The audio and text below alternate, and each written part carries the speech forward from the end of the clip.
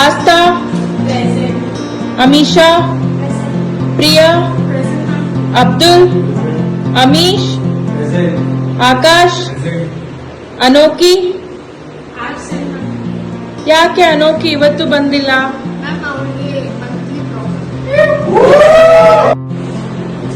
ಇದಕ್ಕೆಲ್ಲ ಯಾಕೆ ಮಾಡ್ತಾ ಇದ್ದೀರಾ? ಎಲ್ಲ ಹೆಣ್ಮಕ್ಳಿಗೂ ಪ್ರತಿ ತಿಂಗಳಾಗುತ್ತೆ.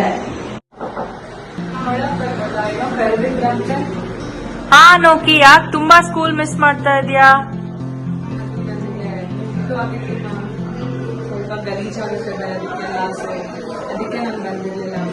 ಅಯ್ಯೋ, ಅದ್ರೊಳಗೆ ಗಲೀಜ್ ಅಂತದೇನಿದೆ? ನಿನ್ ಫ್ರೆಂಡ್ಸ್ಗೆ ಕೇಳು.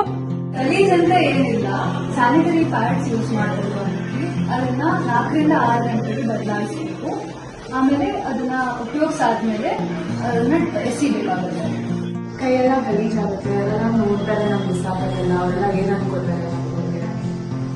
ಚೆನ್ನಾಗಿ ಕೈ ತೊಳ್ಕೊಂಡು ಒಂದು ನ್ಯೂಸ್ ಪೇಪರ್ ತಗೊಂಡು ಅದರಲ್ಲಿ ಅದನ್ನ ರ್ಯಾಪ್ ಮಾಡಿ ಎಸಿಬೇಕು. ಅದಕ್ಕೆ ಮೆನ್ಸ್ಟ್ರುಯಲ್ ಕಪ್ ಕೂಡ ಉಪಯೋಗಿಸ್ಕೋಬಹುದು. ಹಾಗಾದ್ರೆ ಏನು, ಅದನ್ನ ಹೇಗೆ ಉಪಯೋಗಿಸೋದು? ಅದು ಈ ತರ ಕಾಣುತ್ತೆ. ಅದು 6-7 ಗಂಟೆ ಆದ್ಮೇಲೆ ಬಿಸಿ ನೀರಲ್ಲಿ ವಾಶ್ ಮಾಡಿ ಮತ್ತೆ ಉಪಯೋಗಿಸ್ಕೋಬಹುದು. ನಂಗೆ ಇದೆಲ್ಲ ಗೊತ್ತೇ ಇರ್ಲಿಲ್ಲ. ಬೇರೆ ಟ್ಯಾಂಪರ್ ಕೂಡ ಇದೆ ಬನ್ನಿ, ಅದನ್ನು 4 ರಿಂದ 6 ಗಂಟೆ ಆದ್ಮೇಲೆ ಚೇಂಜ್ ಮಾಡಬಹುದು. ಅದು ಈ ತರ ಇರುತ್ತೆ, ಈ ತರ ಯೂಸ್ ಮಾಡಬಹುದು.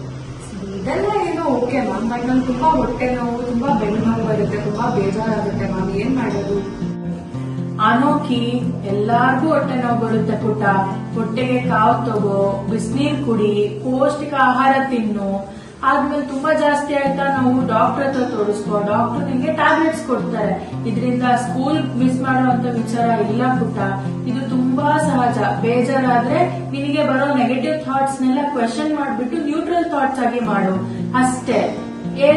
ವಾರದಲ್ಲಿ 3 ದಿನ ಇರುತ್ತೇನೋ ಅಷ್ಟೇ. ಇದಕ್ಕೋಸ್ಕರ ನೀನು ಸ್ಕೂಲ್ ತಪ್ಪಿಸ್ಬಿಟ್ಟು ಭವಿಷ್ಯ ಹಾಳು ಮಾಡ್ಕೊಳ್ಳೋ ಅಂತದಿಲ್ಲ ಪುಟ್ಟ.